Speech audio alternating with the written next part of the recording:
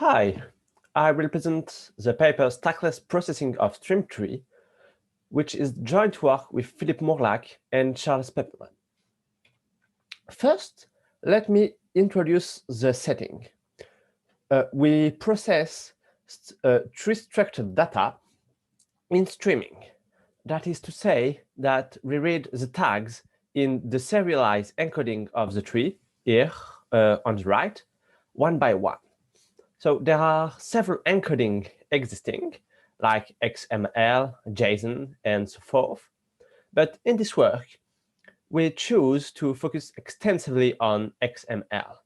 That is to say that each node in the tree is encoded with an opening tag and a closing tag, both containing the label of the node, and in between, there are every encoding of the subtrees of the node. So there are two very natural problems that arises in that setting. The first one is validation.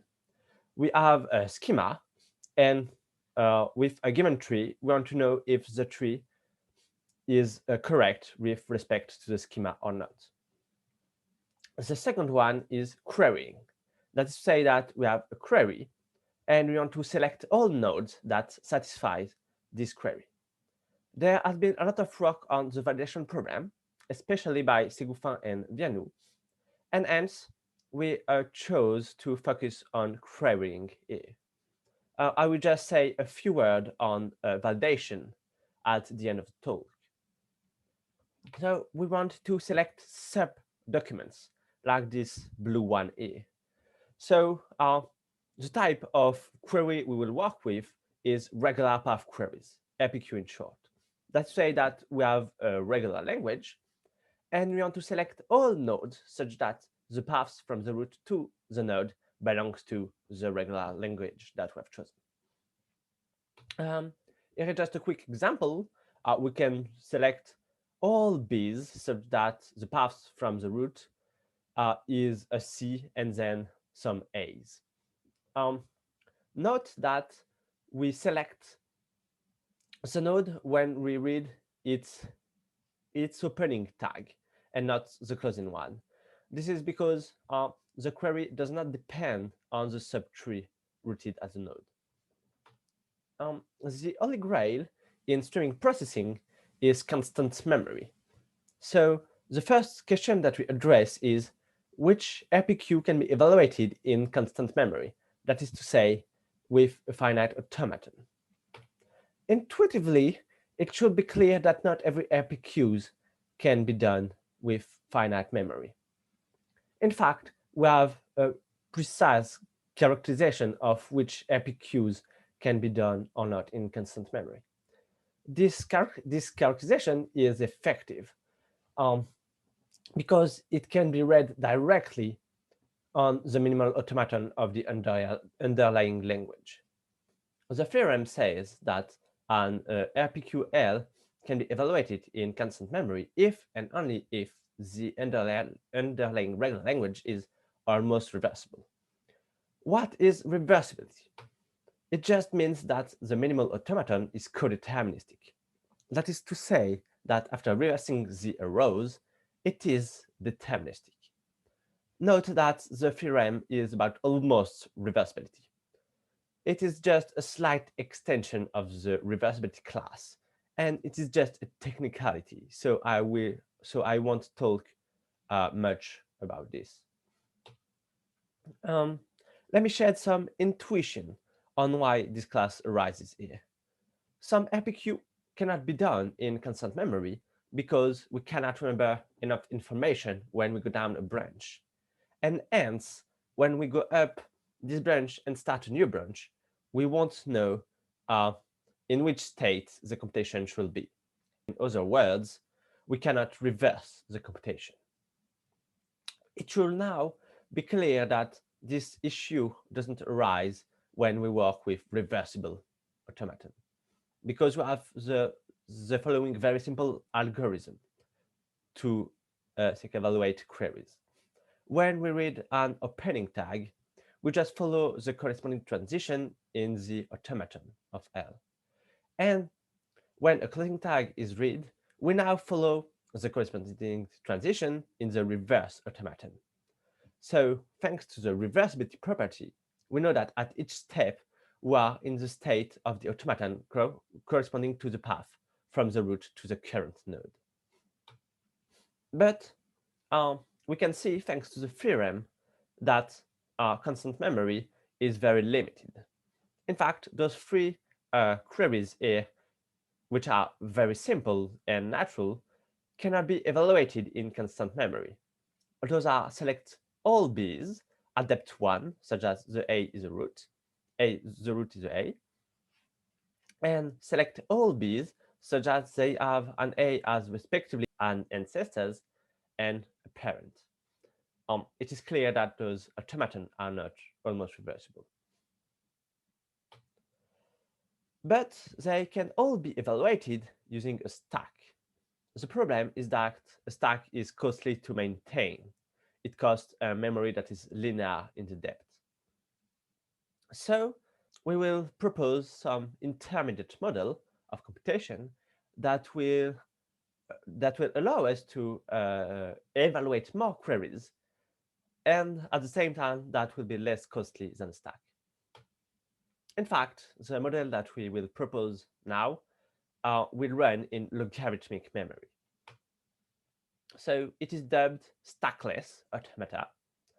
It is just a finite state machine and ends with a counter that stores the current depth in the tree.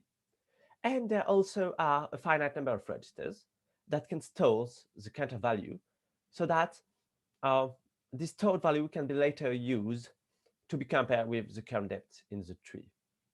So let me illustrate this definition with an example. We can select all b's that have a as an ancestors. The automaton has just 3 states. So we start the computation in the first one on the left here, and when we see the opening tag of an a, we jump to the second state and we store the current depth. And from now on, whenever we see a b, we select it and we resume the computation, except when the current depth becomes greater than the value that is stored in the registers. In this case, we will know that the a that we have read has been closed, and hence there is no more an a on the path from the root to the current node. So we need to start again the computation at the first node. So once again, we have an effective characterization of stackless RPQs. So the condition on the underlying language is that it is hierarchically almost reversible. It just means that every strongly connected component are almost reversible. So now we can do the first 2 queries on the left here that were not expressible with constant memory.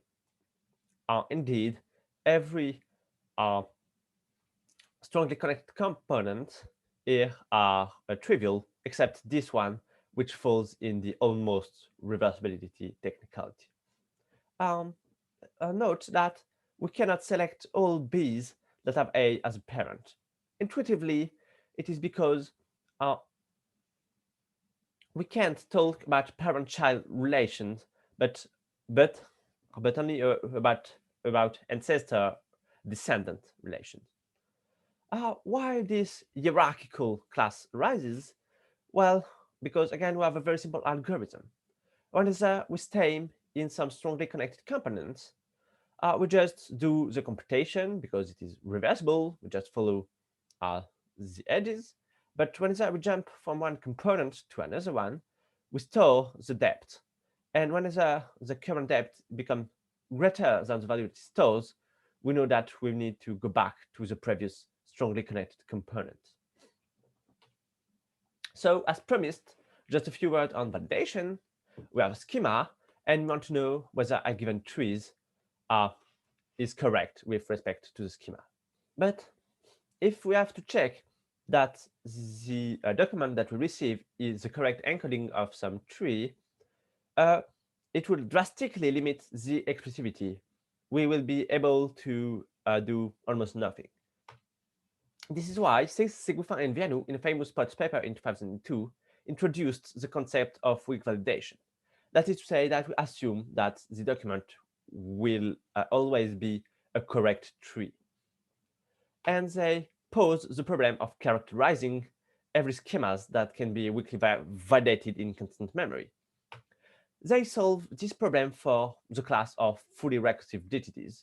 This is just a class of schemas, and we solved it for an incomparable class uh, of schemas that can only talk about how the branches of the trees look like. Note that the general problem is still open. So just a few words to conclude, we have similar characterization theorems for JSON-like encoding. That is to say, when the closing tags doesn't remember the label of the node. And we have ongoing work with schemas. That is to say that when we assume that our document has more structure, like some nice branching properties, well, we can evaluate more tree. So it's like identifying which queries can be evaluated with a given schema will be a nice result. And we are also working on vectorization because stacks are known to be hard to vectorize. And our model doesn't have stacks. And we have a lot of examples that can be vectorized well. So we would like to know whether every stackless automata can be vectorized as well and how. So that's all. Thank you for your attention.